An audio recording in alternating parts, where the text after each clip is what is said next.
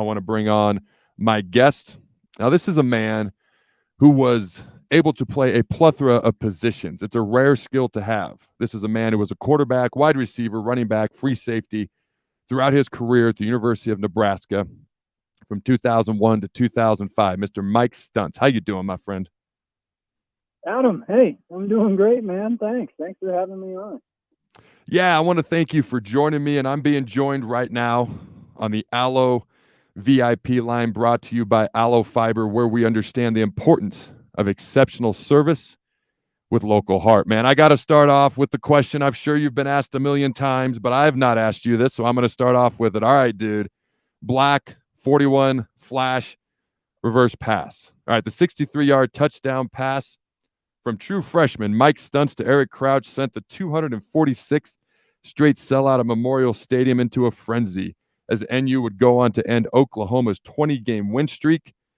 And Crouch said, and I quote, "I don't remember a time that I've ever heard Memorial Stadium that loud." Now talk to me about that play, that moment, the reaction from the crowd. What was it like for you being on the field and making that epic pass? Oh, it was amazing. You know, that was such a big game. You know, 1 versus 2. At least the AP poll, I think, or maybe BCS, one of them. It was 1 versus 2, and you know, we'd been excited the whole week, learning about all the history of Nebraska, Oklahoma, and all the big plays that have happened. And you know, we had the trick play put in practice. Kind of figured we'd run it, but it wasn't guaranteed. So, you know, when Oklahoma actually ran pretty much the exact same play earlier in the game and missed it, I figured there was no way we were going to run ours, but I still called it. And, you know, I agree with Eric. That was the loudest I'd ever heard that stadium at this point. Still is. You know, I've had a few that were pretty close, but that was the loudest I ever heard it. And, you know, he made a great catch, great play. We go on to victory. It was awesome, man. I mean, you know, it comes up way more frequently than I thought it would, even 20 plus years later, which is just crazy to me, but I love it. Yeah, that was the old BCS system, number 1 versus number 2. Now, at the time, I kind of referred to the BCS system as the bullcrap system, but now I don't know that it might not be better what's coming down the pike. But we can get into that at another point in time. And it's funny you brought up Oklahoma trying that same play because their quarterback was wide open. The difference was the pass was awful. I could argue that your pass was, I wouldn't even argue, it's a fact. It was significantly better. I don't even know the Oklahoma player's name. He couldn't throw the ball 20 yards, which is why their play didn't work. But your pass was right on the money. Eric made a great crouch, and then electricity happened. But I got to ask this because I've heard this talked about. You guys repped it in practice that week leading up to the game, obviously.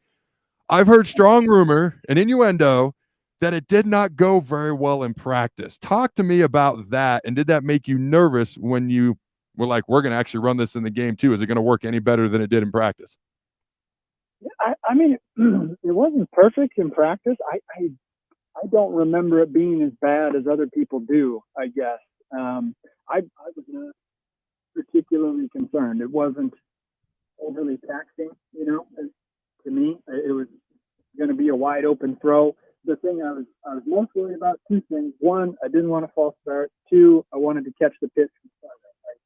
I was worried more about that than anything else. You know, it's not wide open and just run. It's not that hard. So, yeah, it wasn't perfect, but I've heard this before too, and I don't know. Maybe I'm just remembering things the way I want them to be, but I thought it was okay. Other people may feel differently, but it wasn't that bad. So I wasn't there. I'm just going off, you know, what rumor and innuendo is, my friend. All that matters is what happened in the game. So everything else is just kind of fun to chat about a little bit. But you're a guy who moved all over the place. Okay, you were a guy who was had the ability to play quarterback, wide receiver, running back, free safety at times. Talk to me about playing different positions. You know, and we see Heinrich Harburg out there catching a few passes. Who knows if it means anything at all?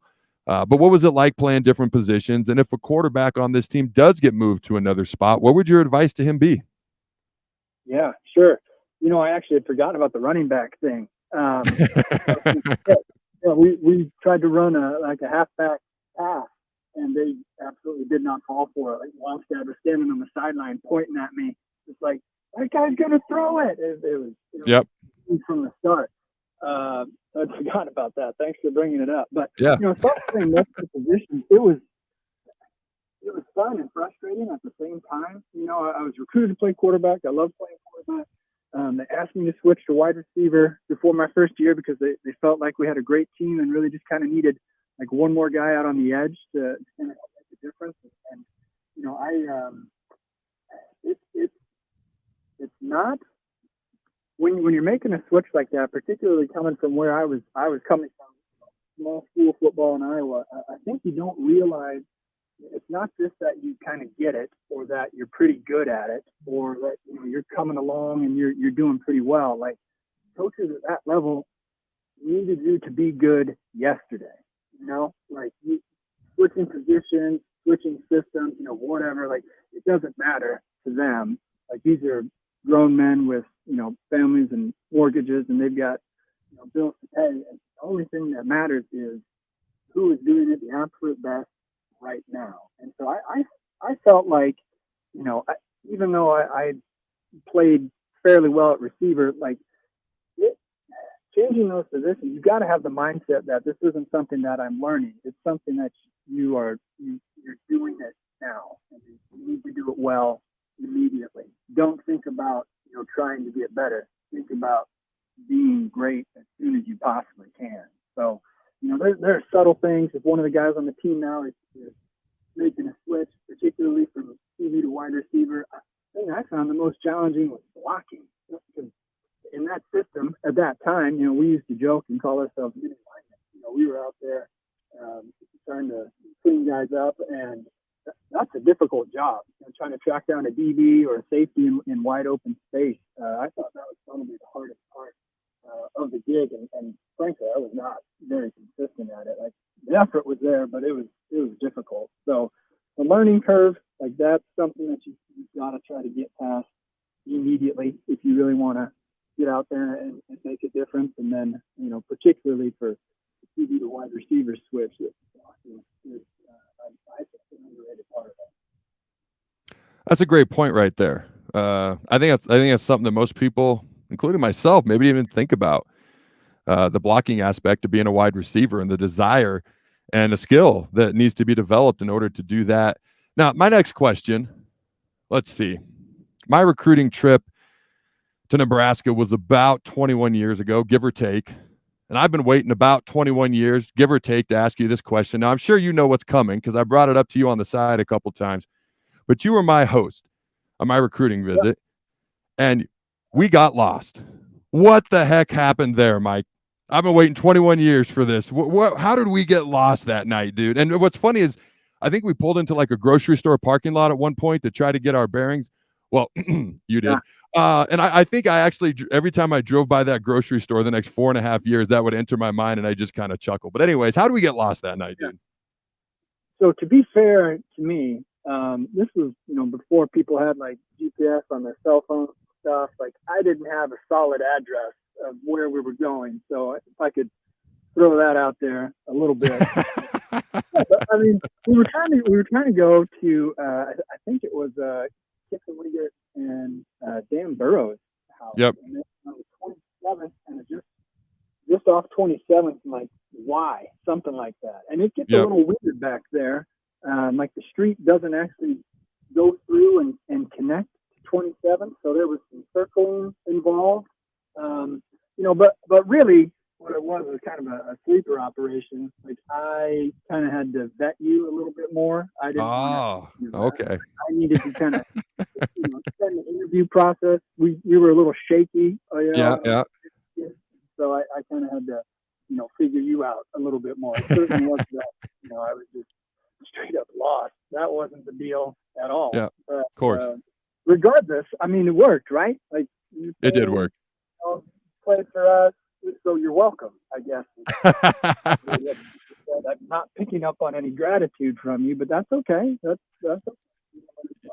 You know what, Mike? I took 3 official recruiting trips, and you were by far the 3rd best host I had. So I want to thank you for that, and I very much appreciate it. On the podium. You are on the podium. I remember a few things from that night. Obviously, that question was more in fun than anything else. I remember meeting Tony Ufinotti that night. That's a large human being. I remember getting to that house where we were trying to get to, and let's just say Mr. Richie Incognito was having some fun there. So I do remember a few things about that night beyond that, but I like to have fun here. So, all right. So we're going to go from a fun question to a serious question. All right. So when I interviewed Roy Halou, when I interviewed Jared Crick, I asked him, I said, should Bo Pelini have been fired? So, Mike Stuntz, my friend, I'm just going to ask you, should Frank Solich have been fired in your opinion? No, I mean, if you look at just purely the record, I mean, it didn't make any sense, right? It just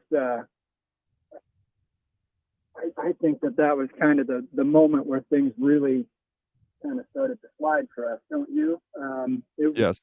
sort of like the curse, like the goat with the Chicago Cubs, like us getting rid of Coach Solich kind of was that pivotal moment, So no, I don't think so. I felt like a lot of the stuff that they claimed were the reasons didn't make sense to me. They talked about recruiting, and granted, we were not as talented as, say, the 94, 95, late 90s teams. But you go back and you look at the defense and the fellas that got drafted 02, 03, 04, and then, look at other years prior and some years after, like, we have some players. We have some pretty good players. So I don't know if I buy that. I think the issue was we just developed such a high standard that slipping off of it kind of left a window open for certain people to try and make their mark, I guess, would be the way I always kind of interpreted that. So, I guess my answer to your question would be no. But it's one that I think people are going to debate for a really long time. Well, I'm going to agree with you. But like you said, we could debate forever. So I think what I'd like to do now, because you're doing some big things. All right. So I'm a man who's had LASIK surgery. In fact, I've asked you questions because, my vision hasn't been as good in recent years, and you've helped me out.